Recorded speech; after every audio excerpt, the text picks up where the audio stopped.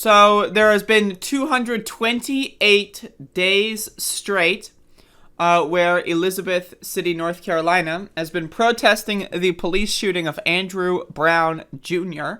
that took place on April 21st, 2021. They've been out there for around 230 days. This is footage from day 228. Today will be day 230. And again, the facts of the case are pretty brutal, as they've always been.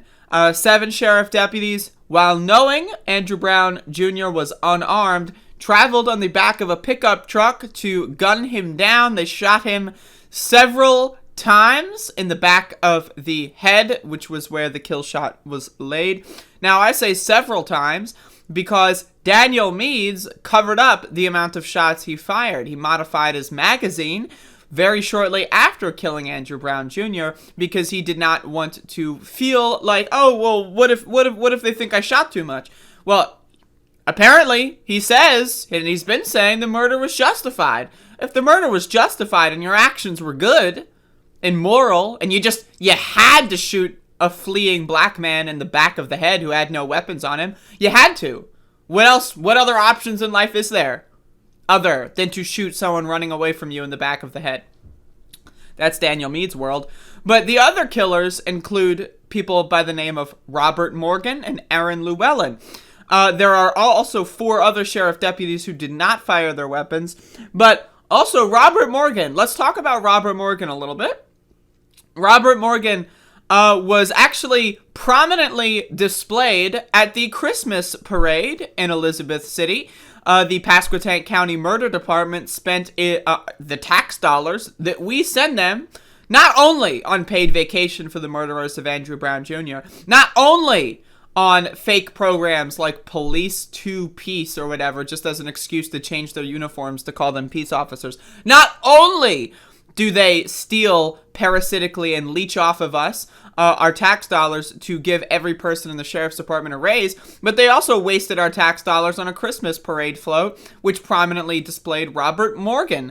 Because what else are you going to do, right? Let's prominently parade around the murderers of Andrew Brown Jr. for all to see. Look how there's no such thing as consequences in Elizabeth City and Pasquotank County. Consequences? What? Again, if I go down to Food Lion or Muddy Waters and, just bring an AR-15 and kill someone as they're running away, that's right. So I go in, I brandish my weapon, they run away, and then I shoot them in the back of the head. Would I get paid vacation? Would I get a Christmas parade float? Chances are, and you know what I'm about to say, I would go to jail. Because guess what? There are laws in this country. It's just that they only affect everyone besides the police. Laws are just a suggestion, folks. The only thing that matters is enforcement. That's the only thing that matters. When police can go out there and kill anyone they want for any reason, they can shoot into a neighbor's house, fire bullets into their kitchen in a school zone, no consequences at all. At all. In fact, you get paid.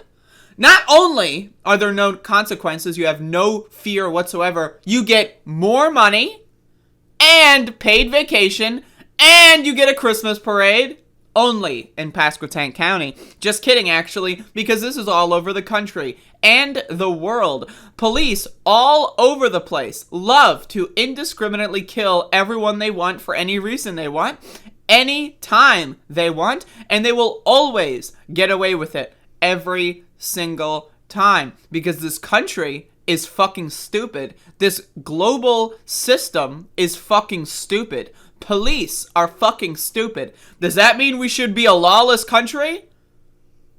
Well, as far as I can tell, we already live in a lawless country. If the law says murder is illegal and police can murder anyone they want and still walk around, we live in a lawless country, right? If only certain people are under the purview of law and other people are not, that is called apartheid. So I ask you this, is that okay with you? Someone firing machine guns in a school zone at 8:30 a.m.? Bullets flying into neighboring houses' kitchens? Is that okay with you? Because in Pasquotank County, it's A-okay. And you can get a Christmas parade. How many tax dollars are wasted protecting these murderers? What if all those tax dollars, instead of protecting murderers, went to fixing the potholes in our neighborhoods? Went to providing free medical care to people in our neighborhoods? What if all of this money that they waste on defending murderers went to mental health care, went to healthcare in general, went to, maybe feeding the poor? Possibly. Would our country be better? Would our society be better? Well, if you're the Pasquotank County Murder Department, you disagree. You want to hoard and steal all the money you possibly can and then give it to your buddies and your murderer friends and your hired assassins. Again, taxes are not optional.